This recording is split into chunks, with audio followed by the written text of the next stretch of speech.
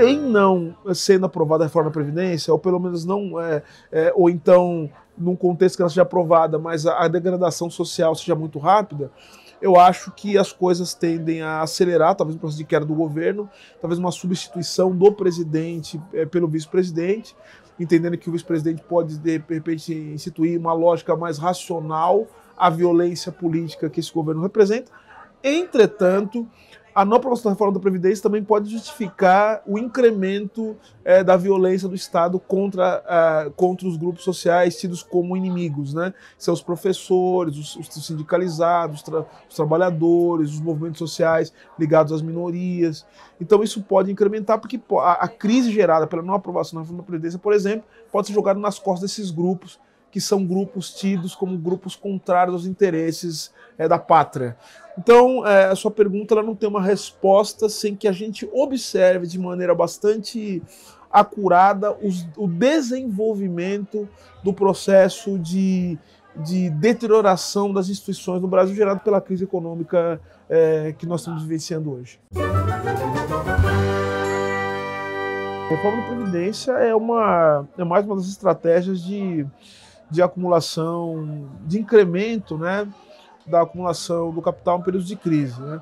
A Previdência é um projeto que está absolutamente desalinhado com qualquer interesse da classe trabalhadora, das minorias, enfim, não separando minoria de classe trabalhadora, mas eu estou falando agora, tentando compartimentalizar que há grupos que lutam a partir de vieses diferentes, distintos, mas é um projeto antinacional e antipopular, né? Que no fim das contas joga até mesmo contra as possibilidades de você construir uma economia capitalista que tenha uma certa independência, né? Ou seja, vai contra os interesses dos próprios detentores do capital nacional, né? Que no fim das contas estão abrindo mão, né, de ser qualquer coisa que possa ser identificada com o capital nacional. Então eles estão abrindo mão disso, estão abrindo mão dessa lógica, abrindo mão de lutar por constituir uma indústria brasileira, até mesmo o Brasil, que é um país de serviços, corre um seríssimo risco de destruição desse mínimo, né, que caracteriza a economia brasileira.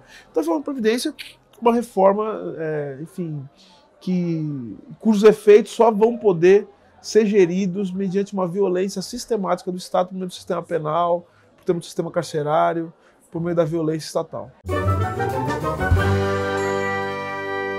Eu acho o seguinte, é uma discussão, que a gente está trabalhando nesses termos de pensar como é que a sociedade funciona. Eu acho que a questão do antipunitivismo é importante, mas ela é uma questão que fica só na superfície quando a gente pensa que o modo de sociabilidade capitalista depende de uma máquina muito bem azeitada de produção de subjetividades e, portanto, de possibilidades de encarceramento de indivíduos. E assim, o Estado ele tem que ter essa capacidade de violência contra indivíduos ou grupos que contestem a lógica de reprodução da sociedade. Então, nesse sentido, uma luta antipunitivista é uma luta que tenta, de alguma maneira, eu diria, amenizar algo que o Estado não pode ficar sem, né? Que é exatamente o exercício sistemático e a possibilidade do uso da força e do uso da violência para organizar sociedades nos moldes da reprodução capitalista. Então, a luta antipunitivista é uma bandeira política e circunstancial importante, só que ela não resolve, obviamente, aquilo que gera a necessidade do encarceramento, que é a própria sociedade da mercadoria. Sim,